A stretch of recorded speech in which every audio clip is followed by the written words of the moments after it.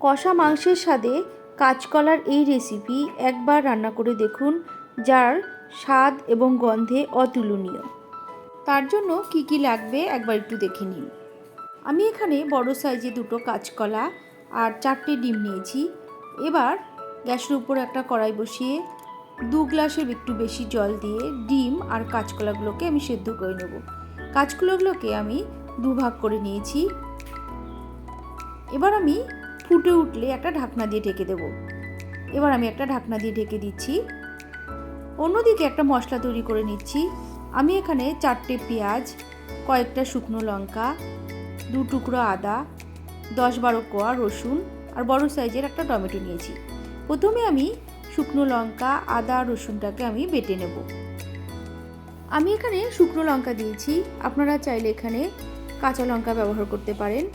এবার আমি একটা মিহি পেস্ট তৈরি করে নিচ্ছি। ঢাকনা খুলে দেখব কাঁচকলা ডিম সেদ্ধ হয়েছে কিনা। কাঁচকলা ডিম দুটো সেদ্ধ হয়ে গেছে। আর নামিয়ে নেব, জলের মধ্যে চুবিয়ে দেবো, ঠান্ডা জলের মধ্যে। এবার খোসাটা ছাড়িয়ে নিচ্ছি।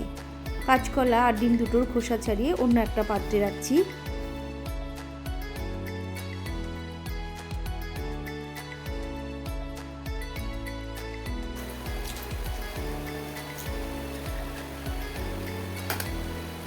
খোসা ছাড়ানো হয়ে গেছে। এবার আমি এর মধ্যে দিয়ে দিচ্ছি 2 চামচ মটর ডালের বেসন, স্বাদ মতো নুন, অল্প হলুদ আর অল্প কালো জিরে। এবার আমি হাত দিয়ে ভালো করে এইভাবে মাখিয়ে নেব। আমি এখানে হাত দিয়ে মাখাচ্ছি। আপনারা যদি মনে করেন গ্রেটার দিয়ে ডিমটাকে গ্রেট করে দেবেন তাহলেও দিতে পারেন। এবার হাতের উপর অল্প একটু তেল নিয়ে বলের মতো গোল গোল করে তৈরি করব।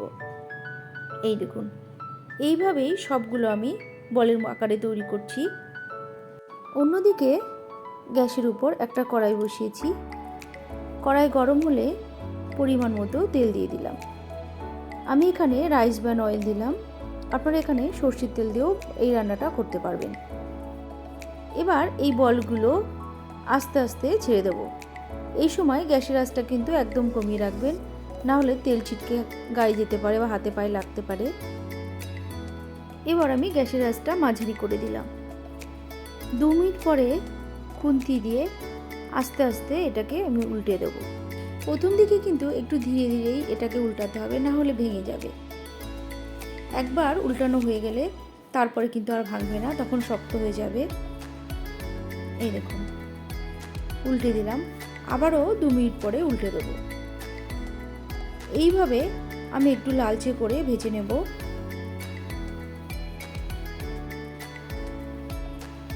ভাজা হয়ে গেছে, এবার আমি তুলে নিচ্ছি। এই তেলের মধ্যে আবারও বলগুলো ছেড়ে দিচ্ছি। একইভাবে উল্টে পাল্টে আমি ভেজে নিলাম।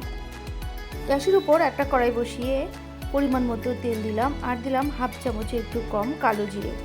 কালো জিরে 20 থেকে 30 সেকেন্ড ওয়েট করার পরে দিলাম পেঁয়াজ, কোচানো পেঁয়াজ, অল্প নুন। এবার আমি পেঁয়াজটাকে অল্প ভেজে নেব। অল্প ভাজা হলে দিয়ে দেব আদা, রসুন আর শুকনো লঙ্কা বাটা। দিয়ে দিলাম হলুদ, শুকনো লঙ্কার গুঁড়ো, জিরে গুঁড়ো আর নুন। এবার আমি মশলাটাকে 2 থেকে 3 মিনিট ধরে কষবো। মশলা থেকে যখন তেল ছেড়ে আসবে তখন দিয়ে দেব টমেটো। আমি এখানে বড় সাইজের একটা টমেটো দিয়েছি। টমেটো দিয়ে আমি কিন্তু খুব বেশি সময় কষাবো না। এমনভাবে কষাবো যাতে টমেটোগুলো একটু গোটা গোটা থাকে। এই দেখুন, টমেটো কিন্তু গোটা গোটাই আছে। আমি খুন্তি দিয়ে গলিয়েও দিইনি। এবার আমি দিয়ে দিলাম জল। এখানে আমি 2 গ্লাস জল দিয়েছি। খুব বেশি ঝোলও করব না, আবার একদম শুকনোও করব না। এবার দিয়ে দিলাম অল্প নুন আর অল্প হলুদ।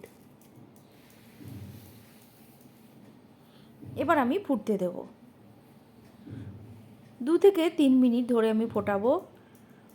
জলটা যখন এর অর্ধেক হয়ে আসবে তখন আমি দিয়ে দেব কাঁচকলার বলগুলো। কাঁচকলার বল দিয়ে আমি কিন্তু 2 থেকে 3 মিনিটের বেশি ফোটাবো না। 2 থেকে 3 মিনিট ফোটানোর পরে তারপর আমি কিন্তু নামিয়ে দেব। অনেকটাই ঝোল চুকিয়ে এসছে। এবার আমি নামিয়ে দিচ্ছি। রেডি হয়ে গেছে কাঁচকলার বল। এই রান্নাটিকে আমার ঠাকুমা কাঁচকলার বলই বলে, তাই আমিও এখানে কাঁচকলার বলই বললাম।